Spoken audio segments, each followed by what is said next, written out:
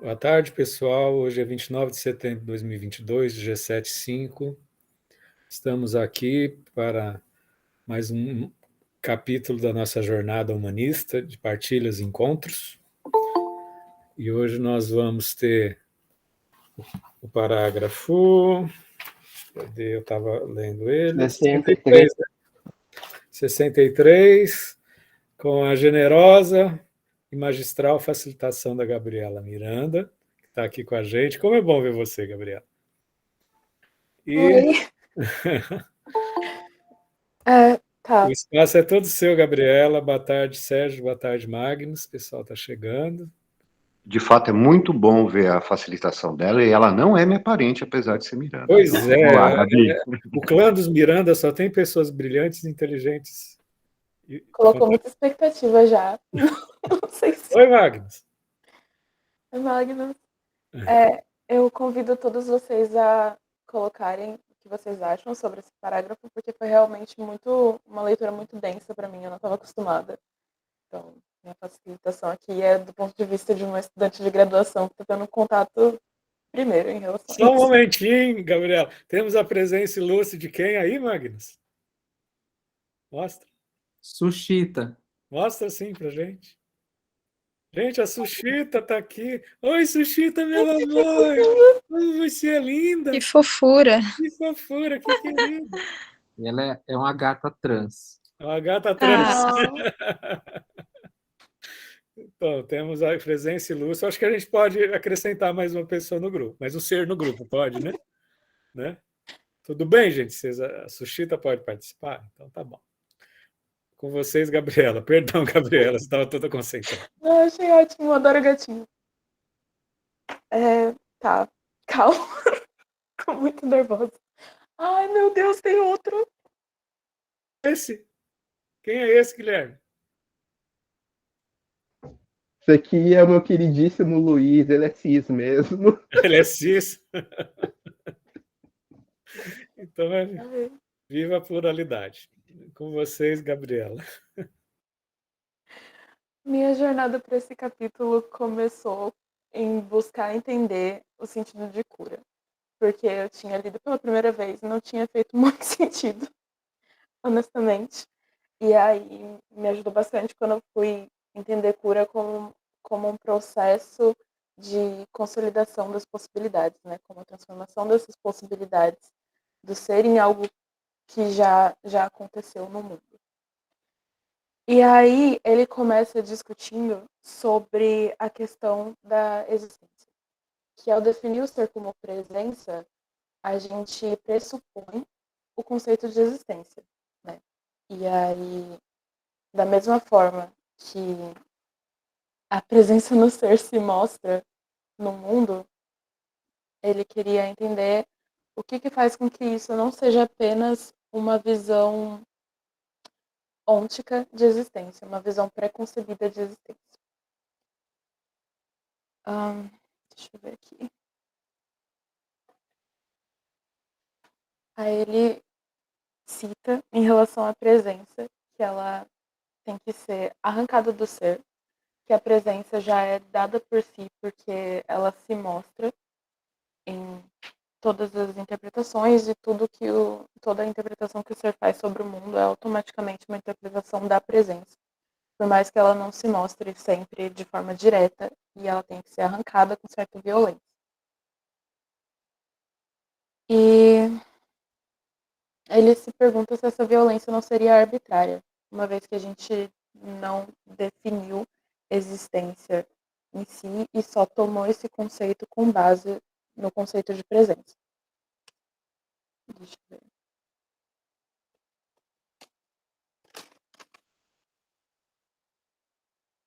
E aí a gente entra numa questão de que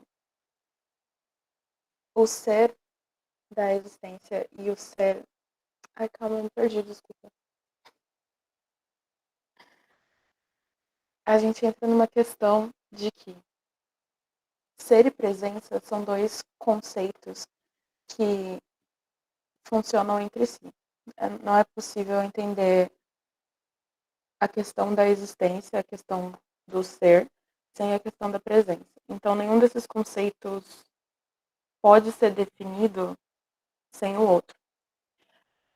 E aí a gente entra no problema que chamam de... no argumento do círculo, que é uma questão constante de que os assuntos da fenomenologia se... Ai, eu me perdi, gente. Alguém pode me ajudar aqui? Sim, querida. O que você quer que a gente componha contigo? Eu queria voltar no argumento do círculo. Ah, você já está no argumento. Guilherme, o Guilherme é especialista em argumento hermenêutico. Ainda não sou especialista em nada. Mas, Gabriela, para compor com você, a ideia do círculo hermenêutico, ela remonta a ideia que desde sempre nós já compreendemos as coisas, né? Nós podemos não ter uma ideia clara, iluminada do que as coisas são, mas nós já lidamos com ela desde sempre, né? Por isso que a ideia que ele vai falar, que o círculo é um certo círculo vicioso, que para nós entrarmos e lidarmos com a vida, nós precisamos já ter uma certa compreensão das coisas, né? Nós já compreendemos o que é existência, nós já compreendemos o que é cura, nós já compreendemos o que é amizade, nós já compreendemos o que é amor, nós já compreendemos o que é um comutador, apesar disso não nem sempre ser uma compreensão clara, né? Uhum. Ele vai fazer exatamente essa distinção, né? Isso vai passar e ele vai trazer esse argumento para o campo da ciência e da existência, né? Que é isso que ele vai chamar de... Quando você percebe esse círculo, né, você tem o que ele chama da situação hermenêutica, que é o título do parágrafo, né? Você percebe na onde você está inserido e a partir daí você consegue articular a sua discussão em termos fenomenológicos. Não sei se eu ajudei ou só atrapalhei, não sei.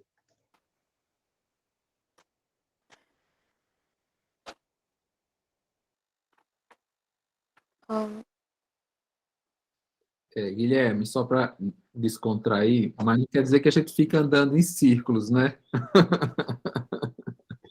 Ou é? É sempre espiral. É assim, não sei, esse conceito também eu estou me apropriando, né, gente? Mas a gente tem essa hermenêutica mais originária dessas figuras, né? Só que aí quando o fenomenólogo vai fazer o estudo dele, Heidegger, Merleau-Ponty, ele vai descrever de uma maneira mais do ponto de vista do vivido, né? Do que do ponto de vista de uma categoria abstrata, né? Né? Achei muito interessante a crítica que ele faz da ciência de pegar um ponto específico e ignorar esse conhecimento cíclico para tentar achar um ponto de início pré-definido.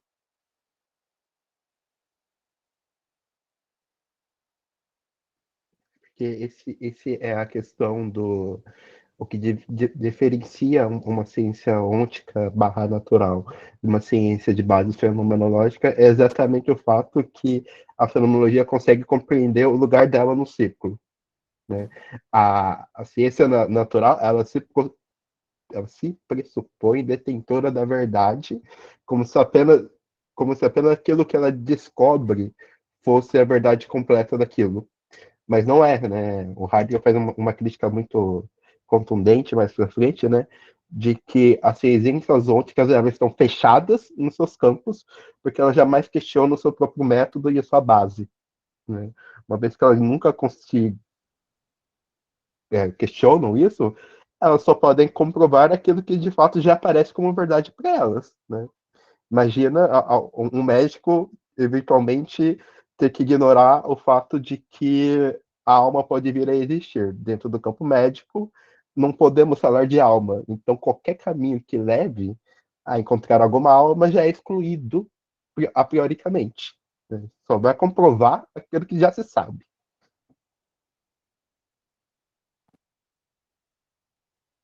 Ou reduzir a alma a um anátomo-fisiologismo, né? flexineriano, né, Magnus?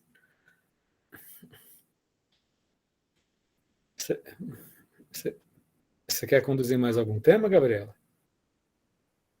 Olha, eu acho que era isso mesmo. Eu queria criar mais uma discussão sobre isso, porque eu acho que eu não entendi tão bem quanto eu poderia, não consegui me apropriar da forma que eu queria. Bom, Gabriel, eu só gostaria de dizer que se sinta acolhida pela gente, né? Ler Heidegger é algo extremamente difícil. Eu vou te dizer que eu peguei para ler esse tempo no meu último ano de faculdade, eu desisti. Sério? Eu desisti, acabei, vai embora. Só fui retomar 2 anos depois agora, juntamente com um grupo, né? Mas é algo que você se afeiçoa fazendo. O Heidegger, ele tem muito, ele fala algo que eu sempre digo. O interessante não é você entender exatamente o que ele está dizendo, mas você acompanhar a ideia no seu desenrolar, né? Para frente, as coisas de trás fazem mais sentido. É horrível, mas é assim.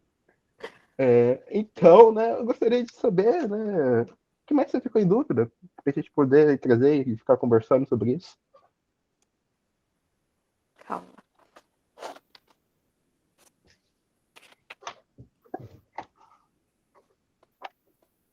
Eu acho que com a sua fala já esclareceu bastante coisa, porque era realmente sobre o argumento do círculo e do círculo hermenêutico. Mas Teve alguma frase que te tocou, assim, mesmo que, independente da compreensão, que você ficou poética, existencialmente mexida? tem. Quando ele fala que a liberação do ser originário da presença deve ser, sobretudo, arrancada dela própria em contracorrente à tendência da interpretação ontico-ontológica da decadência.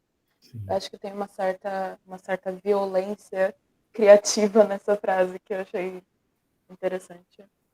Eu achei muito tocante esse capítulo por causa disso, né? Esse ser próprio que tem que ser arrancado da realidade ôntica, né? Do dia a dia, da cotidianeidade, da impessoalidade que a gente é lançado, né? Uhum. A impessoalidade como um solo originário, né? Porque a gente é lançado na decadência, na publicidade, nas coisas do dia a dia, né? E o ser ele tem que cada um tem que se arrancar para criar uma hermenêutica ontológica, né? A interpretação do seu ser, né? Na página, no segundo parágrafo, tem uma frase que eu achei muito tocante, do segundo parágrafo do parágrafo 63, né? O segundo parágrafo está até em itálico, né? Do ponto de vista ontológico, o ente que nós mesmos somos é o mais distante. Isso se deve à própria cura. A gente para a gente mesmo, nós somos os mais distantes, né? Que a gente justamente tem que fazer esse movimento, que é uma certa violência, arrancar, né, do espaço ôntico, né, que ao mesmo tempo é espaço constitutivo, né? Não é que é ruim. Uma criança é lançada no dia a dia das coisas, dos cuidados do pai e da mãe, da sociedade, seja ela como for, e com a cura, que é algo que diretamente relacionado com o tempo, né? É o tempo que vai sedimentando as condições de tomada de consciência, né? Aí a gente vai fazendo essa emergência, fazendo emergir um ser diante do dia a dia que nos constitui, né? Isso demanda, em algum momento, como a Gabriela falou com muita propriedade, que é essa violência. Acho muito forte, assim. Acho que esse parágrafo... Eu achei que o parágrafo anterior foi mais metodológico mesmo, né? Mas esse é cheio de afetos, assim. Sei o que você acha, Gabriela, ou a Mamila que está abrindo a tela aí. É que eu ia perguntar se... Desculpa, Gabi, pode ir lá, vai lá. Não, eu não ia acrescentar nada, pode Ah, ir. não? Ah, tá. Não, eu ia perguntar se, por exemplo, uma situação traumática ou um luto, por exemplo, poderia ser colocado nessa situação onde o ser ele é arrancado. Olha, eu acho que sim. Eu acho que se a pessoa está imersa na repetição, né? Na mesmice, né? É um chacoalhão, né? Mas pode ter um outro movimento. Às vezes ela está É, numa perspectiva mais de interrogações e aí ainda vem um luto por cima. Ela já está arrancada da mesmice, como a Gabriela me falou, tem uma certa violência, e ainda vem uma sobredobra de um luto, né? Depende muito dessa combinação da pessoa, né? Dessa relação da pessoa que ela tem, né? eu só diria, Mila, que a resposta é sempre sim e não. Né? Como a gente Ai, viu. gente, vou sair desse grupo. É que a gente mesmo viu Heidegger. atrás, quando o Heidegger estava falando sobre a morte, né? A gente pode lidar com a morte de maneira própria e de maneira imprópria, né? A morte ela é um evento público, né? Ela pode nos remeter, né, ao fato que nós mesmos somos mortais, ou a gente pode falar que está com Deus agora, né? E aí nós simplesmente nos voltamos para o próprio para nos proteger, né? Eu acho esse parágrafo da violência, ele é muito interessante, né? Porque eu diria, né, que tanto o impróprio quanto o próprio ele é violento. Porque viver no regime do impróprio é você não ter a possibilidade de aparecer como você é. Você faz as coisas da maneira como todo mundo se faz, né? O meu supervisor chama isso de violência identitária. A gente se torna as pessoas com identidades, né? Ao contrário de sermos seres que exercemos, né, o fluxo das coisas que nós somos. Mas, ao mesmo tempo, ser próprio também te leva para a posição de você ter que lutar a cada momento pelo aquilo que você é. Você já não pode mais ver com os outros. Você tem que fazer aquilo que se é a todo instante, né? Isso é de uma violência terrível, porque você sai do ritmo do impróprio. Se você sair do ritmo do impróprio, você não está mais no espaço compartilhado. Você está num espaço que é mais seu do que dos outros, né? Balançar isso é um ritmo violento. Gente, essa frase, gente, porque aí tem capítulos que a gente pode viajar assim, né? A substância do homem é a existência, né? Quando a gente fala de existencialismo, é isso, né? Se existe uma substância, não é a alma transcendental. A substância do homem é a existência. É muito forte, né? E é muito negligenciada por muitas religiões, né? Porque a pretexto de cuidar da alma, a alma como substância, como essência, né? Existe uma desqualificação da existência total, né? Por isso que vem o existencialismo dizer que a existência precede a essência, enquanto as religiões dizem que a essência precede a existência, desqualificando a existência. Né? E o preço que isso faz em termos de alienação, em termos de negação da vida, né? E tem um trecho aqui, Fernando, bem Oi. nessa linha, que diz o seguinte: isso é na página 105, sem a compreensão existenciária, toda análise da existência permanece sem solidez. Sim. E aí tem uma outra aqui Não, eu acho que foi uma outra coisa aqui também. A presença se compreende como ser no mundo. Então, quer dizer, pelo que dá para entender, ele sempre está trazendo para essa questão do ser com, né? do ser junto a, né? E este parágrafo, como a nossa conversa no final, que é o seguinte, gente, eu leio para entender o Heidegger, nem com a chave de leitura eu estou conseguindo entender, né? Então, mas é o seguinte, então, Gabriela, nós estamos todos nesse lugar aí, né? Talvez exceto Fernando e Guilherme, mas nós estamos todos nesse lugar de estar aí patinando para entender Heidegger. Hora a gente corre dele, hora a gente se sente super acolhido, né? Mas o que me dá um nó é porque é o seguinte, lá no Paul Gorner, ele não traz a questão da cura. Ele sempre trata como cuidado. Então, eu estou agora transferindo cura para cuidado. Não, cuidado, Cuidado, querido. Não é cuidado. assim. Então, porque o Gorner, ele traz essa questão da cura como cuidado, né? E aí ele traz, né? O Dasein, né? É o ser do cuidado. Aí, se eu transfiro para a cura, eu fico o ser do cuidado que eu posso transferir como cura. Então, eu estou nesse lugar, né? De brigar com essa tradutora, de mergulhar por o Gorner sem entender nada e ficar no meio do caminho com um monte de dúvida. Em relação a esse círculo hermenêutico, eu também parei aqui, né? Eu parei, fui lá no Gorner, vi alguma coisa, mas eu acho que esse círculo hermenêutico, eu acho que ele estaria ligado a essa questão metodológica da análise existencial, porque eu vi um monte de coisa aí que falava sobre esse círculo. Esse círculo está atrelado à questão da ciência, né, dessa análise da ciência, e o Heidegger meio que quebra com isso e fala que não é bem isso, que seria uma interpretação ou tornar explícito o que não está tão claro. Fiquei em dúvida com essa questão do ciclo, mas eu acho que ele está sempre voltando nesse capítulo para essa questão desse círculo hermenêutico.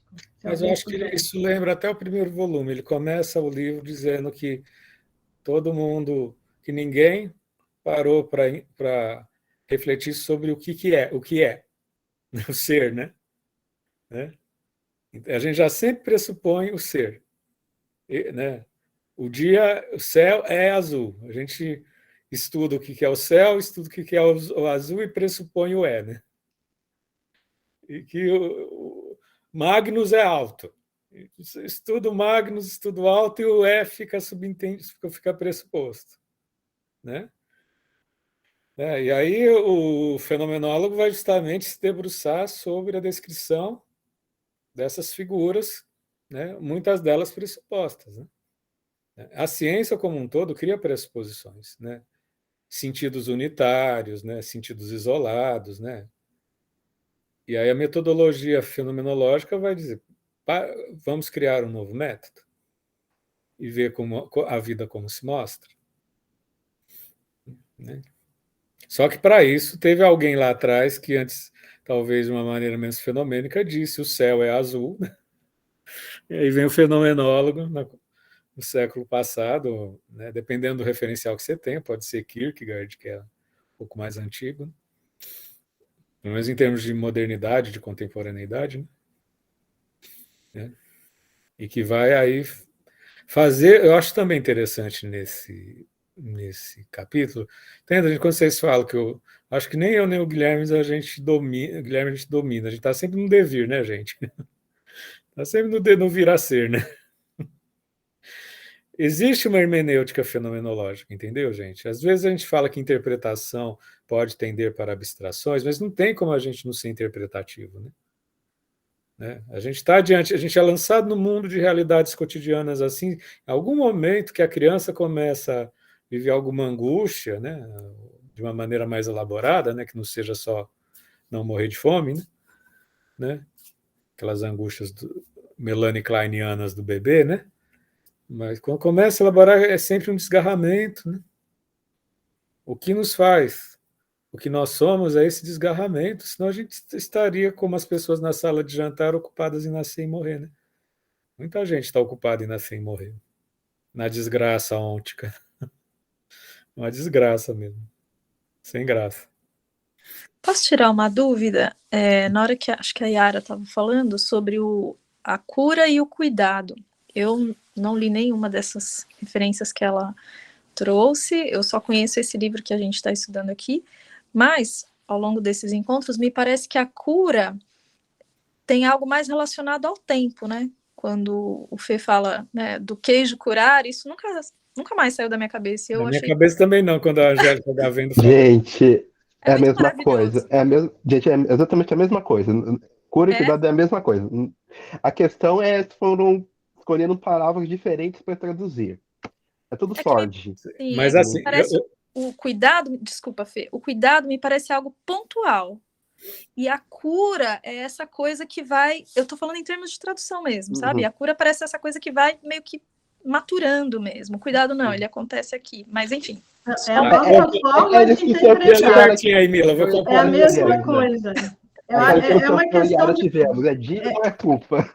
Eu entendi Pode como fazer. sendo a mesma coisa. Eu vou É a mesma dar um coisa. olhar meu, assim, está compondo junto. É claro que ser e tempo estão meio que plasmados, né, gente? Né? O ser e tempo são berços um do outro, né? É difícil a gente pensar esse quiasma assim, né? Como diria o Merleau-Ponty, o quiasma, né? Que é aquela coisa que fica que se pressupõe, né? Mutuamente, né? O cuidado, eu entendo, na minha elaboração, que possa estar mudando. O cuidado é uma estrutura do ser. Um artigo do Heidegger que eu li há uns meses atrás dizia que dizia categórica,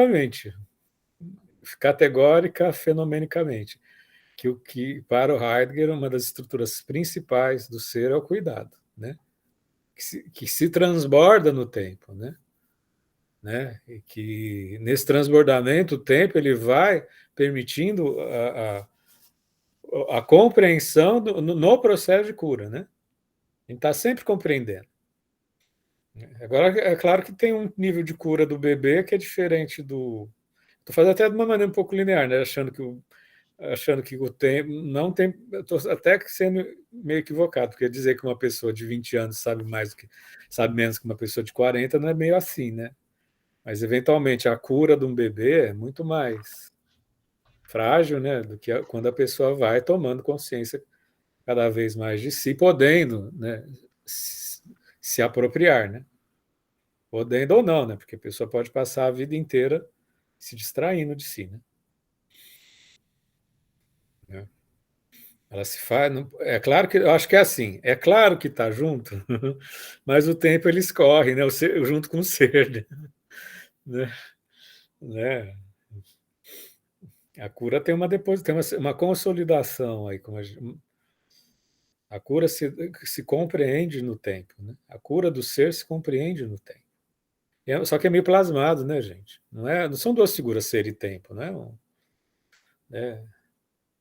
O ser, quando se mostra, ele se mostra entranhado no tempo, né? Essa entranha, né? Por isso que, né? Essas figuras assim que parecem meio brutas, eu acho que é isso que vale a pena ler o livro, que fica entranhado, que tem que arrancar, sabe? Tem que arrancar, um movimento violento. E isso é angustiante, porque se a coisa fosse na passividade, tem uma outra figura ontológica que é da passividade. O Merleau-Ponty, não sei se ele vai falar, o Heidegger fala muito de passividade, mas é quando o ser, que é um ser que tende para uma propriedade, se identifica com a natureza que o cerca. Então, deixa a vida me levar. E a vida vai levar para a morte, né? Entendeu? Eu queria fazer uma pergunta, né, se possível, porque ele coloca aqui no final que existe uma problemática fenomenológica, né? E através da problemática é uma possível abertura para o sentido ontológico da cura. Então, o que eu compreendi foi como se fosse na análise mesmo, né? Voltando para o campo ao qual eu já trabalho um pouquinho, né? Que, no caso, quando o inconsciente ele traz para o consciente aquela questão que precisa ser trabalhada, ele fala que esse é o processo de abertura para uma possível cura. Seria esse processo? Só que aí a gente tem que ter só um cuidado. Eu adoro quando você fala, Tati, porque você traz a complexidade das ciências psis, entendeu? Eu quero dizer assim, letras, eu quero gritar na live aqui. Sempre que você fala, você ilumina o espaço, tá, Tati? Entendeu? Agora sim, só a gente tem que. O que ele Muito fala. obrigada. O que ele fala, ele depois é apropriado por alguns psicólogos, psiquiatras, sobre a forma de dar sais-análise. Tá? Que, inclusive, quando no YouTube lançado no mundo, um dos primeiros vídeos, eu até convido todo mundo, especial destaque às pessoas que têm essa vocação psicoterapêutica, como a Tati tem, de escutar a Angélica Gavendo, está lá no nosso. Que ela fala o que é a da sais-análise. A da sais-análise, ela vai justamente dizer, dentro desse plasma, desse quiasma, né, do ôntico com o ontológico, né, chega um momento que, a partir do momento de análise, de compreensão, né, que pode se exercitar de uma maneira muito única no encontro cliente-terapeuta, né, isso pode propiciar essa abertura, a pessoa arrancar-se do ser, arrancar-se do ôntico, as coisas do dia a dia, que às vezes pode servir como uma esquiva, um esconderijo, né? Pessoa que se enche de coisas do dia a dia para não se interrogar. Acho que é uma ressignificação, né? Ressignificação. Porém, é preciso entender que a descrição fenomenológica do Heidegger não remete à questão do inconsciente. Entendeu? A fenomenologia ela tem o viés de falar de tomada de consciência no ser no mundo. O Freud, num viés até biomédico do Freud, ele falava de instâncias estruturais do consciente e inconsciente, que é uma outra hermenêutica. Entendeu? Mas aí é que entra a riqueza da tua fala, porque a gente pode. As duas, de alguma forma, vão falar de algo que se revela, né, para o sujeito. Né? Um se revela no mundo, nas coisas do mundo, e por meio das coisas do mundo também. E o outro se revela na relação consciente e inconsciente. Entendeu? A psicologia humanista como um todo, ela não recorre ao inconsciente, tá?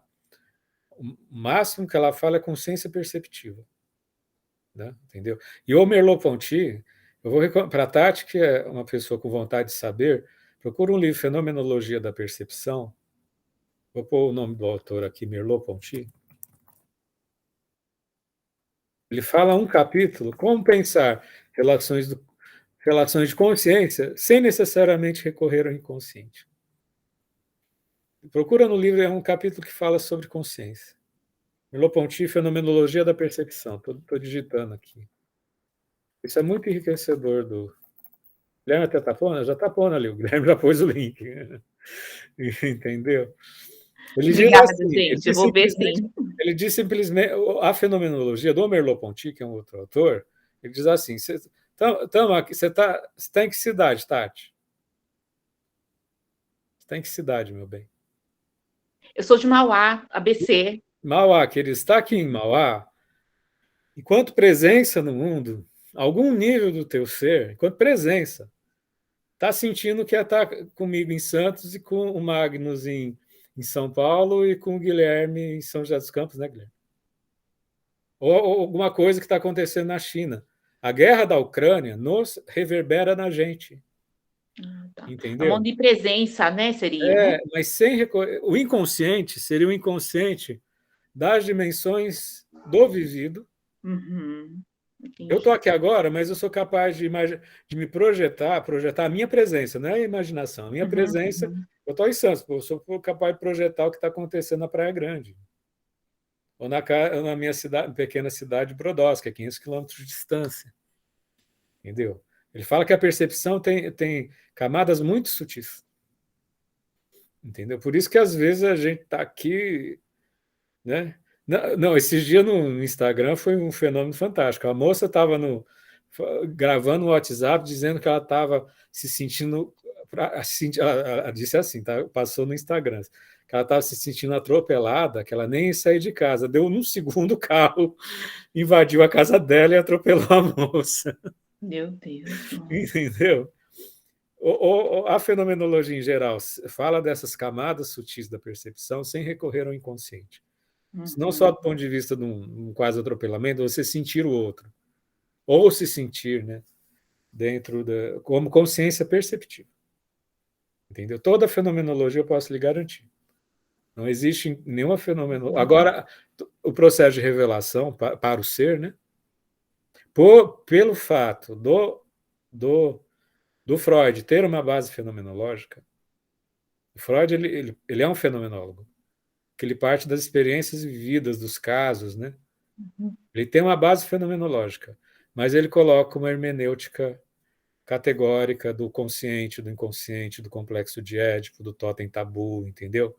Ele vai criando categorias que descolam da hermenêutica do vivido, entendeu? Não estou dizendo que é melhor ou que é pior, estou falando que uma produção do conhecimento do Freud. Porque a hermenêutica do vivido é como é que eu estou me sentindo e como é que eu mesmo me interpreto a partir do que eu sinto, entendeu? Tem uma hermenêutica. Mas a uma hermenêutica é assim, eu vivo, a cada dia que eu vivo, eu tenho que me cuidar, eu tenho que tomar consciência de mim mesmo, eu tenho que posso me compreender melhor, eu posso me esquecer de mim mesmo, entendeu? A partir dessas figuras que a gente pré-entende, né? Como eu existo, né? Eu sou no mundo, entendeu? O movimento psicoterapêutico da abordagem fenomenológica transfere para o próprio sujeito ele criar a sua própria representação, sua própria simbologia, sem recorrer ou ao inconsciente, ou à relação com a mãe. Pode até falar da relação da mãe com o pai, mas não a relação a essas figuras do complexo de Édipo, do inconsciente, etc. E tal, na verdade, não tem um atravessamento psicanalítico propriamente dito, né? Se tiver alguma coisa muito superficial, né? É a base fenomênica que em alguns momentos se comunica. Só que assim, o vivido retorna para o sujeito na fenomenologia, enquanto que o vivido é lançado na interpretação do inconsciente, do recalque, de todas as figuras, entendeu? Eu acho que eu estou igual todo mundo do grupo, todo mundo lançado no grupo, né? Então, tá todo mundo tentando. Tati, você percebe quando você coloca uma questão, enriquece o grupo? Obrigada. É você. Acho que as minhas dúvidas tão complexas que fica meia hora para tentar resolver, tá todo mundo lançado na dúvida. Por isso que a gente cresce junto, queria te agradecer.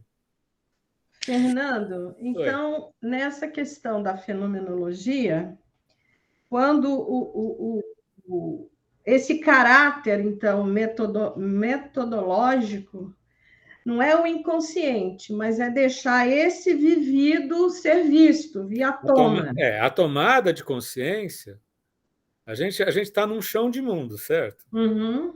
Esse chão de... O que ele chama de decadência é que a gente é lançado no mundo, nas coisas do mundo, nas relações do mundo, entendeu? Né? Uma criança tem que ser muito genial para ter uma interrogação existencial assim muito bem elaborada, embora as crianças se interroguem, né? Mas ainda não tem uma grande apropriação da linguagem, né? Enfim. E como a gente é lançado no mundo, a gente pode ficar identificado com as coisas do mundo para o resto da vida, entendeu? E politicamente, tem correntes políticas que nos lançam a preguiça do ser. Tem um terço, mais de um terço da população brasileira que está lançada na preguiça de se questionar. Entendeu? Que coloca as coisas todas como dadas. Entendeu? Está tudo como dado aí, homem, mulher, relação social, destrói a natureza, sabe? Tudo assim, tudo está posto. Entendeu? A gente vai ver no momento de eleição onde a gente pode votar naqueles que dizem que está tudo posto e aqueles que questionam atrapalham e precisam ser eliminados, ou você votar naqueles que se arrancam do solo do solo ôntico, né? Do solo das coisas como elas são. Papai, mamãe, família, sexo, né? Amor, né? É claro que se incomoda ferozmente o grupo dos preguiçosos ônticos. Entendeu? E tem gente que, né? Tem pessoas que são chamadas de mito por serem a repetição de milênios. Né? Tem mitos atualmente que são o mesmo. É o medo, né? É o medo de se interrogar, são considerados mitos. Né? Entendeu? E é compreensível do ponto de vista desse. Entenda, gente, como, já que a gente é um capítulo que trabalha violências, Entenda que essa interrogação do ser desentranhado, gente, pode ser para mais de 30% da população brasileira apavorante. Apavorante. É preciso compreender isso. Não só. Hoje eu estava vendo uma fala, não é só a elite branca que está votando na extrema-direita, é 35% da população que está identificado com o público, com o cotidiano das coisas. Entendeu? Com a publicidade, com o banal, com o popular. Assim. É um movimento. Aqueles que estão se identificados com o popular estão votando na extrema-direita. Né? A Mila levantou a mão. Antes de ir para minha pergunta, eu adorei os preguiçosos ônticos. Maravilhoso. Mas eu queria, se couber aqui, que vocês falassem um pouquinho, então, dessa coisa do inconsciente ainda. Como que a fenomenologia vê os sonhos? O que é essa produção? É substância da existência? Você acabou de responder. É? Você acabou de responder. É a consciência perceptiva sob várias formas. Eu acho que, bom, eu diria, né, primeiro eu vou dizer qual que é a visão do Heidegger sobre o inconsciente, né, que ele vai dizer no seminário de Zolikon, que foi um seminário que ele deu para uns psiquiatras, né, ele vai dizer que o problema com o inconsciente freudiano é que para Freud ele se torna algo como um nexo causal sem lacunas. É uma explicação para o porquê nós sofremos. Por que as pessoas adoecem? Por força do inconsciente. Para ele se resume a isso. Você consegue dizer que as pessoas... Se você dá um sentido único para o adoecimento. Por que as pessoas têm esquizofrenia? Por repressões das pulsões que causaram outras coisas. Porque as pessoas têm depressão, porque elas têm repressões das pulsões no inconsciente. Para ele, você explica toda e qualquer doença a partir do inconsciente, dentro do modelo freudiano. E isso que o Heidegger vai chamar de um nexo causal sem lacuna. Você cria um correspondente físico do corpo, que, por exemplo, né, se eu tenho câncer, eu tenho um nódulo. Eu tenho um nódulo, se eu tenho uma dor no pulmão, você tira um raio-x, você vê. Se você tem um dedo quebrado, você tira um raio-x, você vê. O Freud, então, ele transplanta a ideia de um local que adoece para o inconsciente. Né? O inconsciente, ele é a causa do sofrimento humano. Você tem, então, essa é a crítica do Heidegger, né? Você tem, então, uma correspondência ao modelo biomédico. Você dá uma substância para isso. A problemática que o Heidegger traz, né, para explorar porque o inconsciente ele não pode ser fenomenologicamente explorado, é porque o inconsciente ele deriva do consciente. O Freud ele se atém muito ao inconsciente, mas ele não se atende ao fato que o inconsciente ele necessita do correlato do consciente, né? Por isso nós temos, então, né, e o Heidegger usa um exemplo bonito, né, que é do fotógrafo da máquina de fotografar. Né? O inconsciente é a máquina de fotografar. O ser é o fotógrafo. Você percebe aquilo que é capturado, mas não quem captura. Né? Você tem quem posiciona a experiência, né, que é o consciente é a experiência, mas não quem experimenta a experiência. É algo muito... Demorou um pouquinho para entender, mas tudo bem. Mila, posso falar? Mila, não, só deixa eu falar um pouco da questão do sonho, que eu já paro. A questão do sonho é exatamente isso que você falou, Mila. Os sonhos, né, é um tipo de experiência fenomenológica que nós temos dormindo. Né? Porque o que acontece? Nós vamos, a partir disso, né, e o Bisanger, ele tem o Bisanger é o boss. O Bisanger, que é o sonho e existência. Você procura e é maravilhoso. Que é exatamente isso. Nos sonhos nós vamos rearticular as experiências vividas.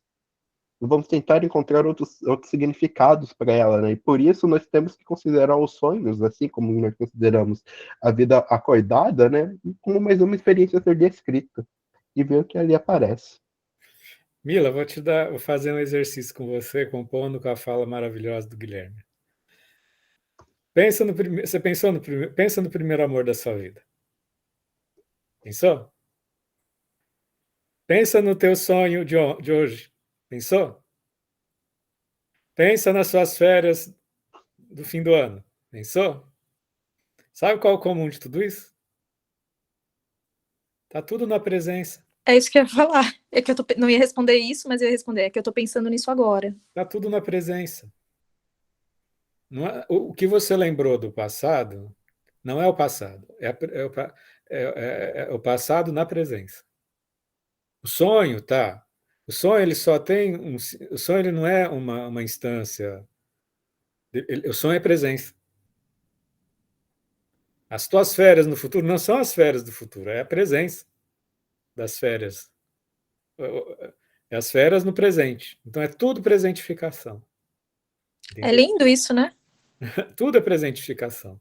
Porque senão dá a impressão de que o sonho é uma instância fantasmagórica, um ET, uma coisa do ET, entendeu? Não. Tudo é presença. Como você se apropriar disso lançado para o futuro é fenomenologia. Então, Mila, aproveitando a carona sua e do Fernando, então, quem é um sonhador, então é um atleta ôntico, né? Porque, ao contrário aos preguiçosos. A gente não tem lembrança, gente. A gente tem presentificação de experiência. Se a gente, é claro que todo mundo, na nossa neurose social, eu sou um neurótico típico. É claro que de vez em quando põe a cabeça no travesseiro, fica pensando, eu deveria ter amado mais, sabe, é presença. É presença. Entendeu?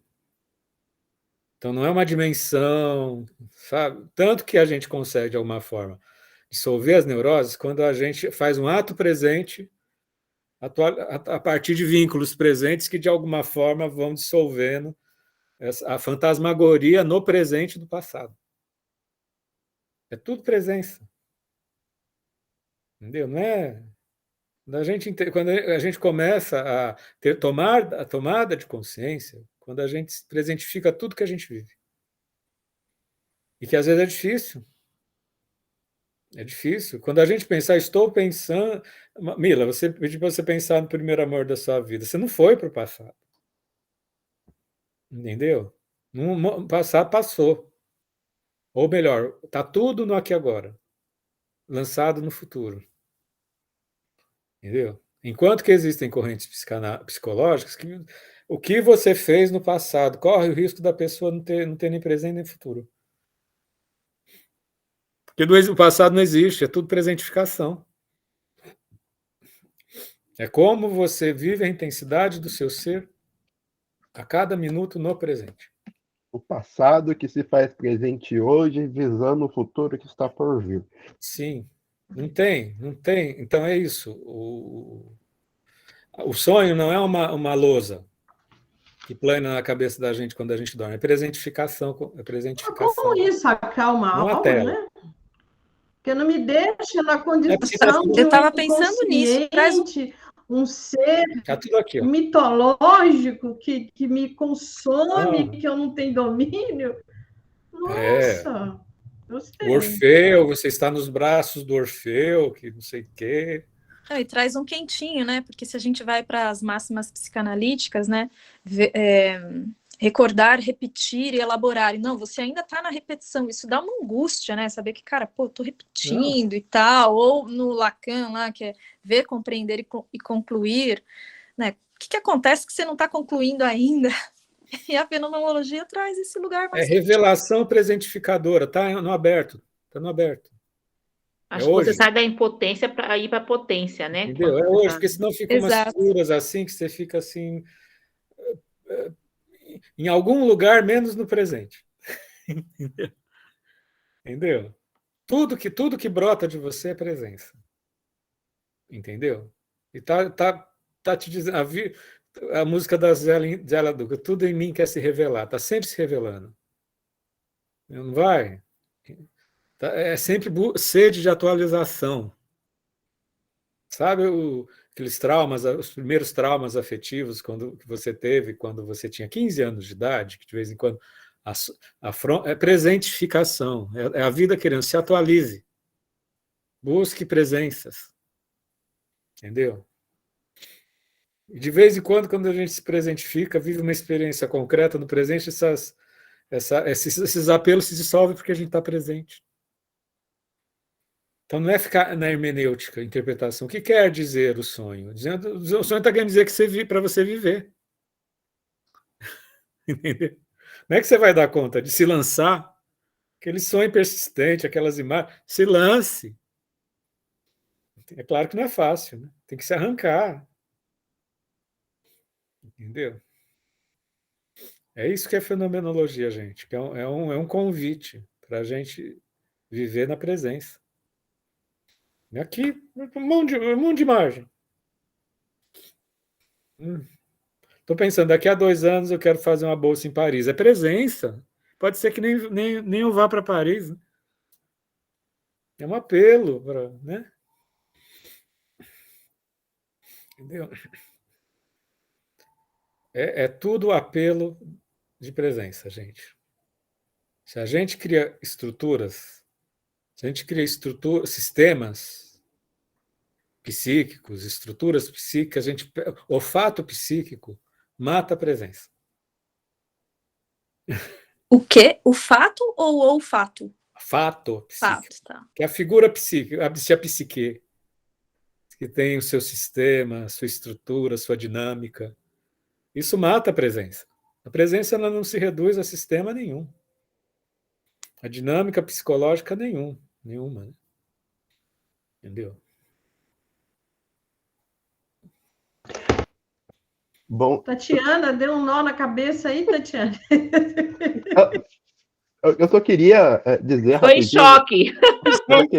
Eu só queria dizer Imaginei. rapidinho, antes que a Tatiane acha que os fenomenólogos odeiam a psicanálise, né? É que a prática das analistas ela sempre foi muito perto da psicanálise, né? O Bisanger e o Boss, que foram os grandes primeiros criadores, né? Eles adoraram Freud, né? Se eu me lembro muito bem, né? O Boss, ele foi amigo do Freud até a morte. E o Freud brigava com todo mundo. Brigou com o meio mundo, mas não brigou com o cara que foi para outra escola. E continuaram amigos, né? Mas tem uma autora que eu gosto muito, que é a Alice, né? Bem recentemente, no livro dela de Das Análises, ela redime o inconsciente, né? Por associá-lo a uma fé de Sartre, né? Ela deixa de se tornar uma instância psíquica para se tornar a ideia de autoenganação. Quando estão dentro das análises dela, né, o inconsciente ele tem o lugar de se enganar, né? Porque o problema que ela vê com o inconsciente, né, é que quem opera o inconsciente é o inconsciente, né? A partir da visão dela, né, o ser se engana sobre sua condição. Aí se torna uma má fé sartriana, né? Bem interessante. E essa questão do inconsciente, será que não dá muito poder para o outro? Porque eu nunca vou entender o meu inconsciente sem a ajuda de um terceiro. E será que esse terceiro não detém um poder sobre mim? Você chegou viagem. Na cura pela palavra e a confissão católica. Então, eu estou aqui, Foucault, né, Fernando? Se aqui não me remete, eu estou assim, pensando muito na minha experiência de psicanálise, e fiz 13 anos. Será que. E assim, depois assim, pode ser viagem, gente, viagem total. Mas eu fico aqui costurando, eu com uma certa certeza, né, de que esse inconsciente nunca é revelado por mim. Eu nunca me mostro, eu preciso sempre de outro numa confissão fechadinha ali dos meus pecados, para que ele me devolva essa interpretação. E assim, eu fiquei puta com essa questão, eu posso ter ficado puta com a terapeuta, mas assim, isso me deixou, o que me fez parar a terapia foi muito nisso. Eu sempre preciso do outro, eu nunca vou conseguir. Eu sempre preciso do outro. E que detém um poder de interpretar, não de acordo com o meu vivido, mas de acordo com esse confessionário que ele... Né? É viagem, gente. Viagem e traumas. Só isso. Só dois. Isso a palavra não é viagem, é trauma, porque foi essa simbologia que representou para você, entendeu? Esse significado. E, na verdade, o ideal é você, o analista, preparar o analisando para ele mesmo se conter essa angústia, mas aí o vínculo que foi criado foi outro, é por isso. Eu espero que seja isso e não seja, né? Mas na fenomenologia tem a suspensão de juízo, não? A fenomenologia é centrada no sujeito, né, gente? Entendeu? É o sujeito que vai ter que dar conta daquilo que brota nele. É claro que a gente pode depois pensar numa certa ingenuidade nisso, porque tem relações de poder, etc. e tal. Estou vestindo o personagem fenomenológico, tá? O personagem fenomenológico diz que o terapeuta vai te acolher, uma abordagem centrada em você, e você vai ter que dar conta daquilo que tem um laço de compreensão no qual se cria um vínculo, condições propícias para você refletir sobre aquilo que se revela, que é si próprio, né? Se apropriar desse si próprio, que você que vai ter que dar conta do que brota, né? O terapeuta vai compartilhar percepções como um outro ser, não é uma relação neutra, uma relação no qual o afeto é compartilhado, o que o terapeuta percebe da relação é algo ativo, né? Dinâmico, é interativo, né? Seja sentimentos mais acolhedores, ou seja, sentimentos repulsivos, mas parte do pressuposto que o indivíduo vai interpretar o seu fenômeno, né? Tem uma hermenêutica aí. Mas a hermenêutica a partir daquilo que vai brotando, né? Não se remete a uma dimensão sistêmica abstrata do ser, enfim, né? Isso eu estou vestindo personagem fenomenológico. Se aqui fosse o curso do Foucault, eu ia estar desconstruindo a fenomenologia. Entendeu? Se aqui fosse o curso do Foucault, a segunda psicanálise, eu ia estar desconstruindo a psicanálise, estar desconstruindo a fenomenologia. A fenomenologia, se estivesse dando um curso de Merleau-Ponty, eu ia vestir o Merleau-Ponty, ele ia estar desconstruindo a psicologia de laboratório, comportamentalismo. Entendeu? Professor é um ator, né, gente? Veste personagens. Não sei, mais alguma questão, gente? Perceba, Gabriela, que a sua condução interrogativa, luminosamente reticente, abriu um mundo de leques aqui, percebe? Que a sua presença nos moveu para muitos caminhos. Por isso que eu falo para todo mundo, gente, ouse facilitar, porque de repente abre um leque, é encontro. Né? Se não fosse a Gabriela com o seu olhar interrogativo, sua presença interrogativa, a gente não teria navegado tanto. Fernando, nas minhas viagens aqui, esse capítulo parece que ele tem um ponto assim muito importante dessa questão metodológica, né? Dessa fenomenologia que o Heidegger defende. Sim. Ele faz esse entranhamento, né? Já é num outro nível, né? O que antes ele colocou como um método da dinâmica do ser, que a gente está sempre em débito, né? Hoje ele mostrou essa entranha, né?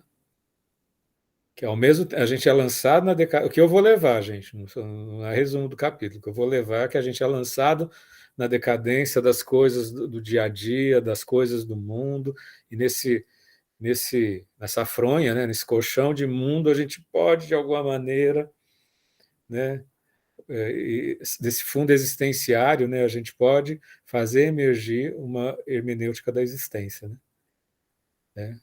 E o que nos levaria a um movimento de cura, de tomada de consciência, né? De uma vida própria, né? Como um exercício muito violento, intransferível, né? É aí que entra, é intransferível, gente. O psicoterapeuta, o máximo que pode te oferecer é condições para você estabelecer esse desentranhamento. Ele não vai te dizer nada, o máximo que ele vai dizer, se ele está sentindo um desconforto no encontro, se ele está sentindo uma paixão no encontro. Mas ele, a priori, existe uma angústia. Até fazer uma caricatura, eu sei quando eu faço caricatura, todo mundo questiona. O fenomenólogo lê muita filosofia, faz muita psicoterapia fenomenológica, coisa e tal, para estar diante do sujeito e apenas deixar emergir a superfície do encontro, né? Ele quase se zera. Quando eu falo quase se zera, todo mundo cai em cima de mim, né? Mas é assim, o ser dele está lançado para o outro emergir, né? É nesse sentido. Não é que é um zero do matemático, né? Mas é assim, estou aí à disposição para o encontro, né? O que não é fácil. Não é fácil. Na verdade, é muito difícil, porque o que nós fazemos é nos impor sobre os outros, né?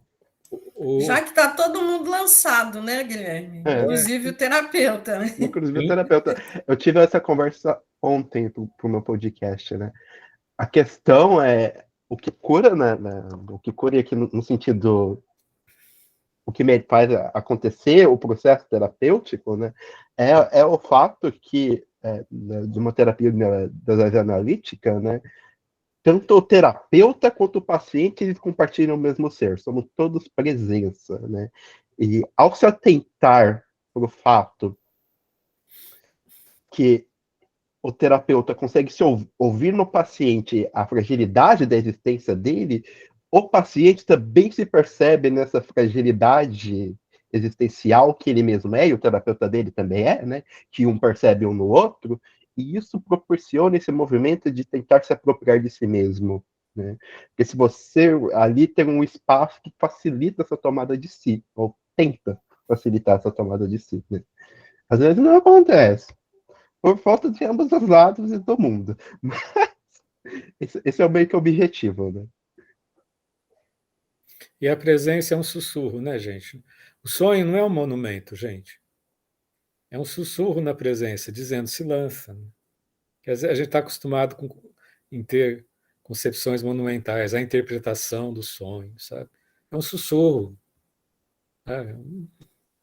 Presença é uma aberturazinha assim que diz: oh, você está aqui, viva, né?